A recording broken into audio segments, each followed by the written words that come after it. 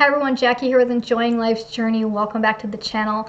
Today I wanted to share with you 5 steps on how to start living below your means. So you might be asking yourself, what does that mean and why do I want to do it?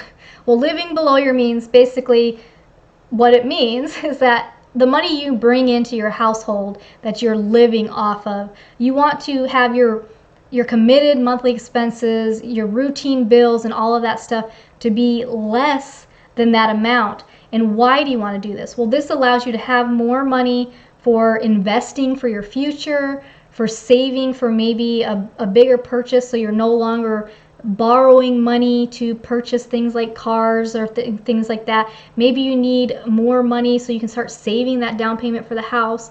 Maybe you just want to actually enjoy your money. You're tired of living paycheck to paycheck and not having any money to do anything. So these are the steps that I feel should help you to start living within your means and hopefully below your means, so you can start making some progress in your financial future.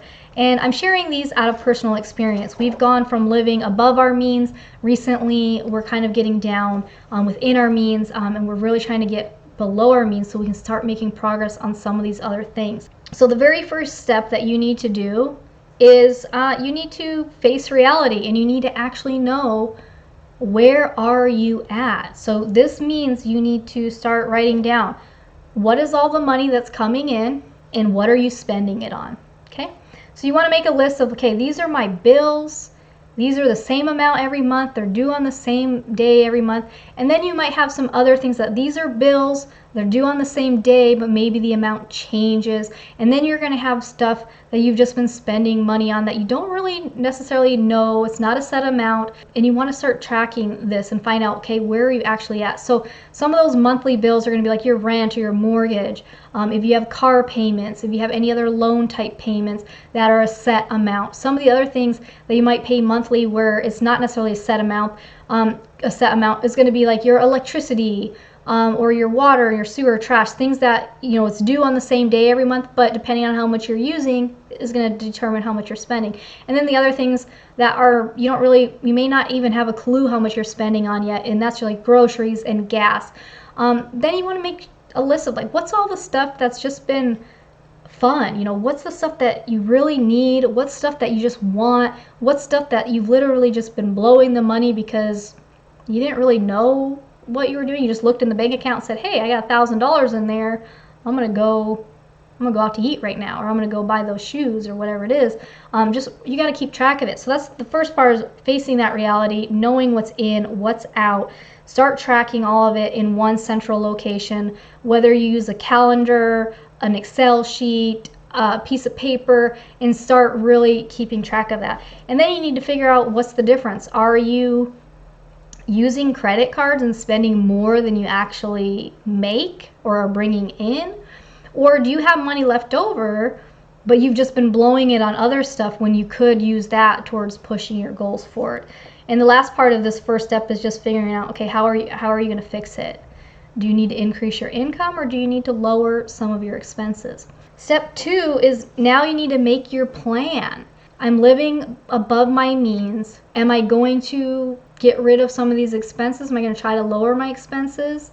How am I going to do that? And this is what we call your cash flow plan, or your budget. I know everyone hates that word, but this is really just to tell you, it's not to tell you what you can't spend your money on, it's to tell you what you can spend your money on. And this is your plan.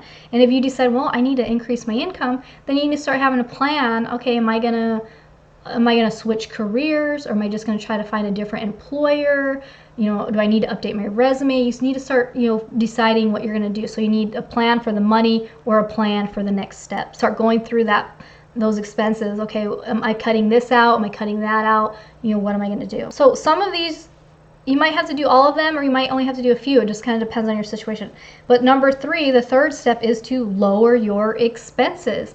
I just recently did a video on 10 things that we cut out of the budget in order to lower our expenses so we could live more within our means, and also to kind of combat the inflation situation. So definitely check out that video. But you want to take a look at things that are maybe memberships or subscriptions and really ask yourself, am I using this all the time? Is this something I could maybe cut out temporarily just while I get stuff in order?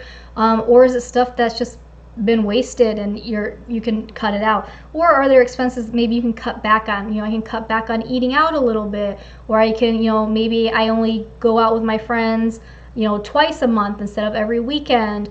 Or, maybe my kids, I tell them, hey, we got to do a little more events that don't cost money, or things like that. So there's some things that you can just cut back on versus some things that you might take out completely.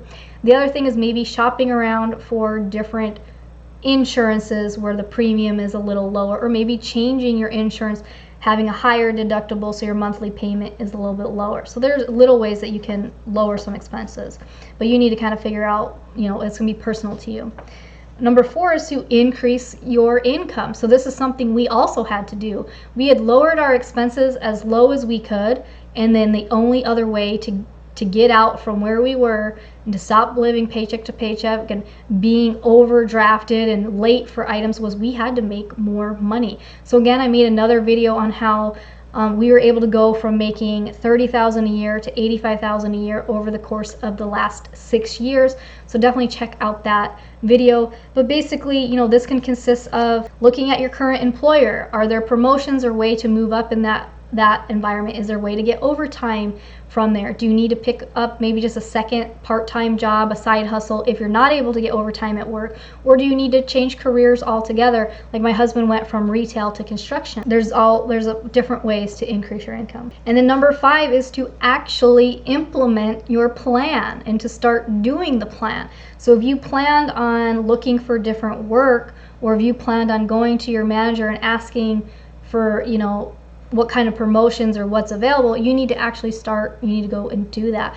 Or if you said, I'm going to cut out these expenses, well, then you need to plan it out, cut them out, or you might need to call companies or go online and cancel a membership or do what it is. I know my chiropractor, they don't make it easy for you to cancel. You actually have to physically go down to the chiropractor's office and fill out a paper to cancel it. But if that's what you got to do, you go down there and you do it. You make that phone call, you get online, you go down there, you do what you got to do, but you have to actually do it. And then if you have a plan, if you have your budget and you're budgeting out every month and you're budgeting out every paycheck, then again, you want to follow through with that and actually make sure you're putting the money where it needs to go in a timely manner, and try to automate as much as you can. So setting up those direct deposits, setting up the automatic withdrawals, and setting up automatic investments, whatever it might be.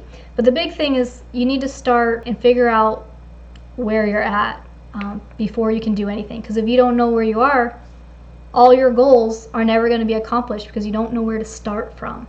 But I hope these 5 tips or these 5 steps help you to kind of figure out how can you start living within your means or even below your means so you can start making some real progress in your finances.